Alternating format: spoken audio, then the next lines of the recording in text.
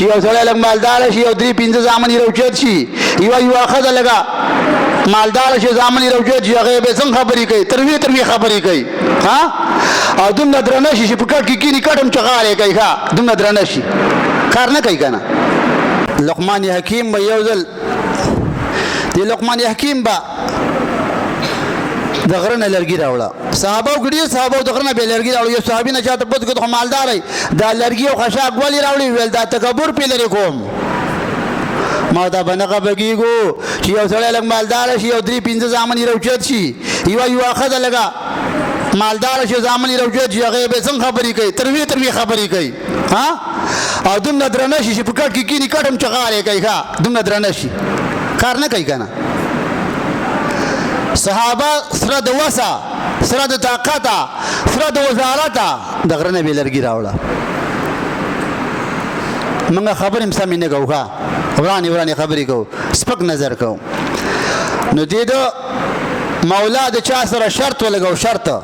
سړي ورته وویل که ستا نه مې کیس وګټه نو یا به د سمندر اوبه څکي او یا به فدیه ورکوي ویل فدیه چې شی سترګې به دې نه وباسم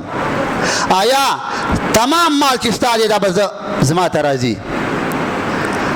نو مالک یې کیس وبیله او لقمان حکیم د غره نه راغی وحمله الحطب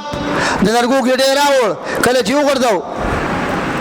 مالک ته ویل السلام علیکم فاعرض عنه مخ یې نه وړړو بیا ورته ویل 3 کله ته ویل السلام علیکم ولې غمجن یې ویل غمجن ځکه یما مسله راته پېښه ده ویل وی وایه که نه هېڅ خبره نه ده کېدای شي چې حل شي هرې مسلې حل شته کېدای شي زما سره هغه ویل څه مسله ده ویل دا مسله ده کیس مې بیللی دی کیس او ما دغه سړی وایي تا خو کیس بیللی دی یا به د سمندر اوبه څکي ټول سمندر اوبه یا به د سترګې وباسم او یا به تمام مال راکې هغه ویل اسانه خبره دومره خبره نه ده ویل څه خبره ده ویل ته دې دغه ملګري ته ووایه دغه مخالف ته چې اوبه روانې اوبه دي سمندر زه یې څکمه خو ته به یو کار کې ویل څه کار به ویل ته به ورته ووایې دا اوبه زه څکم د دې یو دیوال د بل دیوال د منځه خو دا کمې روانې اوبه دي دا به ته ودرې که زه یې څکمه نور پرې راځي دپاره نه دا اوبه به ودرې هغه اشنا یې اوبه نه شي ودرولی اوبه څوک ودرولی شي کیس یې وګټه عقل ډېر بهترین چیز دی الله تعالی چې چاله ورکړی